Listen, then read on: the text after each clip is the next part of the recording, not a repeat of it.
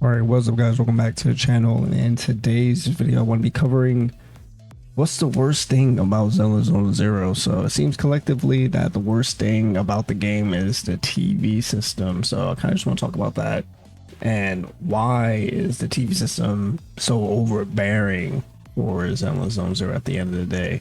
So if you guys are new to the channel, leave a like, subscribe if you guys haven't yet.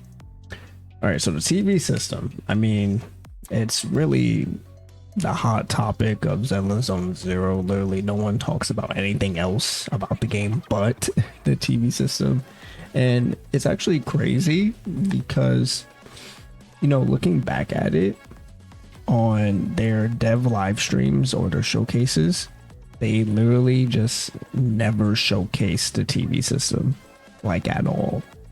And I really didn't think about that until a little bit later, but I'm like, that's actually very telling on the type of maybe first impression they wanted to show off with the game. So it was kind of a slap in the face. Everyone's like, okay, what is this? Me personally, I enjoy Zenless Zero. I don't think the TV system is the worst system in the world, but I think where the TV system is in place makes it horrible. I feel like there is a roguelike game mode in Zenless Zero. I feel like it fits very, very well for things like that, obviously. But when when you're just trying to progress through the story, it makes it feel so much longer than you would actually like to. If you like, I feel like it would just be much better if you run to point A, point B, get the quest, go through the story. The story itself is already going to take a while. If you're going to, point A, point B, got the cutscenes, if you're reading the story as well. Now imagine all of that. Oh, sorry about that. Now imagine all of that, but there's a TV system.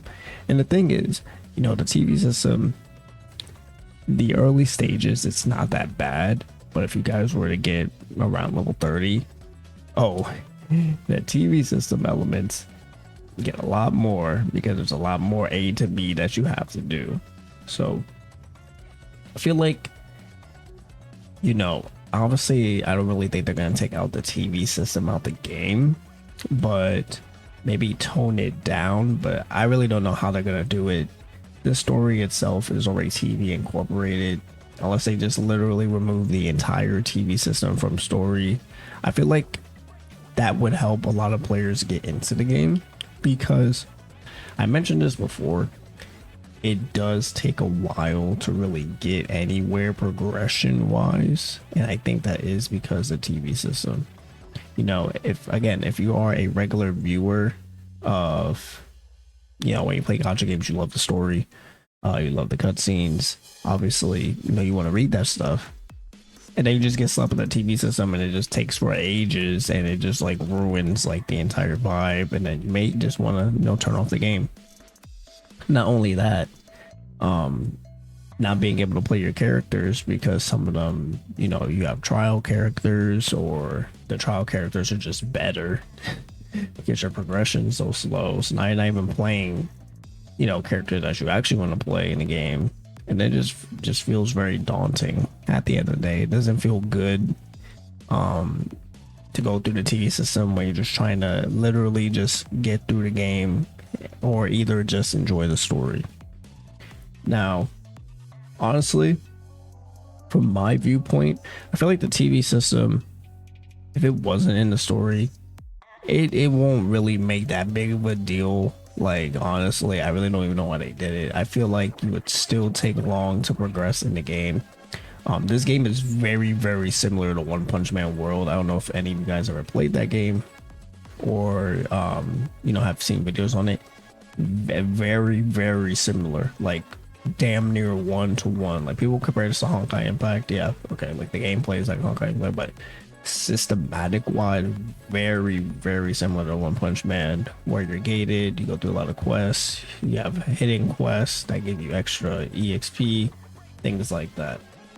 So not only that, I did ask my community other things that actually kind of ruins the game for them. So someone also said the ultimate point system.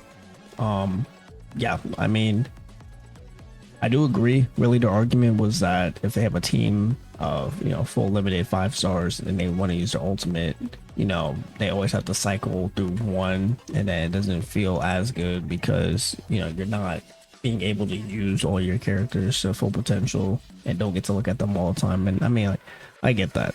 I totally get that.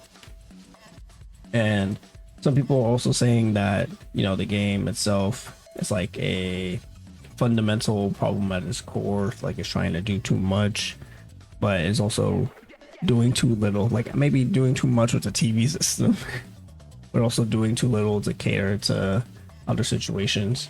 I also heard that a lot of people don't really like how scarce the pulls are, and I do feel like they're definitely kind of limited. And that's not really me comparing it to like Wuthering Waves. I know a lot of people are spoiled by Wuthering Waves with compensation, but even for like a regular gacha game, it feels kind of limited on, no pun intended, but like how much you can actually get to summon. And I feel like another thing, like people love, like, the animations in the game, maybe some of the combat, but the characters themselves doesn't really capture like a lot of people to actually want to main or really invest their time into. Now, it sucks because Miyabi is probably coming out in 6 weeks, and then her faction is kind of cool. And then there's actually some new lore stories where they're actually some really fucking cool characters. But guess what? They don't fucking come out until like months down the line. And I'm not really sure if anyone's going to come back to this game, if they're still going to have the TV system, or any character in this game will really help them with the TV system. And overall, even with like a gacha game's approach, it's even hard to reroll. Like rerolling with the TV system, like I swear, like the TV system is kind of just a plague to the game. And I really do feel like Zenless Zero would have done a lot better just having the TV system on maybe the roguelike game mode, or just certain game modes that don't interrupt the flow of the story progression. Because I feel like story progression could just been point A, point B. I do combat, I play the characters that I want, I do the story. You're locked into cutscenes anyway, right? You can't skip the cutscenes, you have to watch the cutscenes.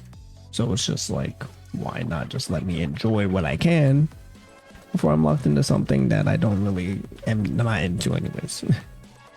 But yeah, that's pretty much it for the video. I just want to talk to you guys about like the worst system about the game. So obviously other things about the game that are not really good, bugs, things like that. They're actively trying to fix it. There was actually a multi that was given out today, so that was kind of cool. But yeah, that's gonna be it for the video. Thank you guys so much for watching this video. Leave a like, subscribe if you guys haven't yet, and I'll see you all in the next one. Peace.